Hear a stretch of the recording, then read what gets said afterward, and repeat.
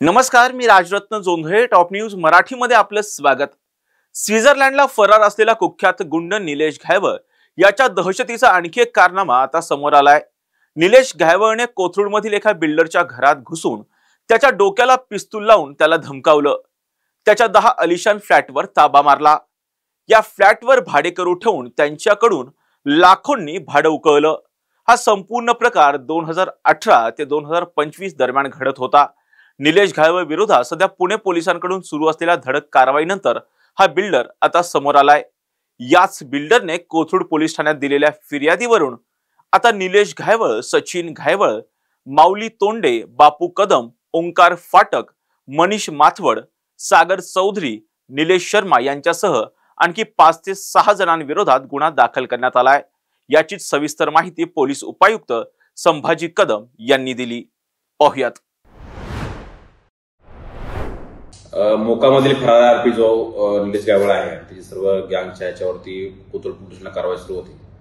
कारवाई दरम्यान आपल्याकडे एक तक्रारदार आले. तक्रारदाराने त्यांनी असं म्हटलेलं की त्यांनी जी बांधलेली स्कीम आहे त्या स्कीम मध्ये, म्हणजे ते बिल्डर आहेत, त्या स्कीम मध्ये निलेश घायवळ, बंधू आणि त्याची बाकीची इतर साथीदार यांनी त्या ठिकाणी माझ्या परमिशनच्या तो या ठिकाणी बांधतो कसं आहे ते बांधू शकत नाही कोणी. आणि त्याचं बांधलेलं कन्स्ट्रक्शनचं जे त्याचे फ्लॅट्स आहेत ते बळजबरीने कब्जात घेऊन त्याला त्याची खंडणी मागली. त्याबद्दल 10 फ्लॅट जवळपास त्यांनी ताब्यात घेतलेत. त्याचे काही साथीदार त्या ठिकाणी त्यांनी ठेवले आहेत आणि इलिगली त्याच्या नातलगामार्फत तो त्याची भाडं पण स्वतःकडे घेत होता.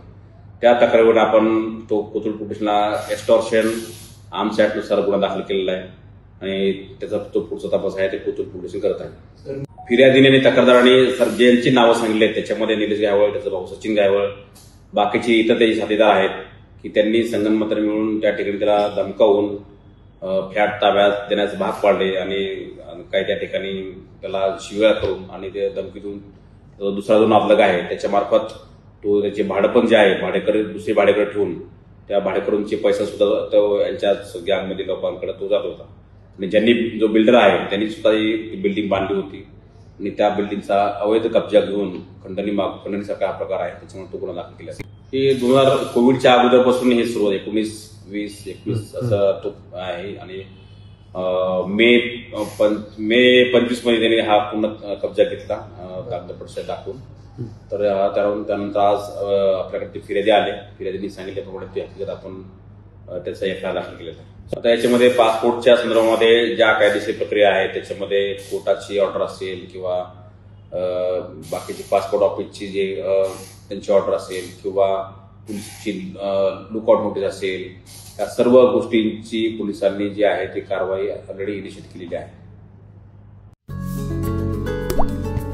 आता जोकासू STP या अत्याधुनिक जॅपनीज तंत्रज्ञानाने सुसज्ज, quick installation, energy efficient, noiseless blowers, low maintenance या आणि अशा वैशिष्ट्यांनी परिपूर्ण जोकासू STP तंत्रज्ञान प्रकल्प उभारणीपासून ते विक्री पश्चात समाधानकारक सेवा देणारी, भारताबरोबरच परदेशात देखील प्रकल्पांची यशस्वी उभारणी करणारी company Deccan water treatment private limited.